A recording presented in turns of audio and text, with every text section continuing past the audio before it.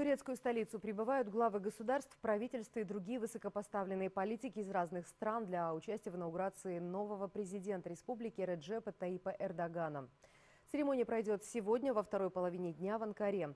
В числе первых гостей в Турцию прибыл Нурсултан Назарбаев. Казахстанский лидер успел провести переговоры с действующим президентом Абдулой Гюлем. Встреча состоялась в посольстве Казахстана в Турции. В ходе беседы стороны обсудили основные этапы казахстанско-турецких отношений за последние годы. Лидеры государств отметили растущую динамику двустороннего сотрудничества, подчеркнув большой потенциал для дальнейшего развития. Отмечу, президенты неоднократно подчеркивали совпадение интересов Астаны и Анкары по многим вопросам региональной и энергетической безопасности, а также экономического взаимодействия. Турция признает лидирующую роль Казахстана в Центральной Азии и считает нашу страну наиболее важным партнером в регионе. Только с начала года товарооборот между двумя государствами превысил $1 миллиард США.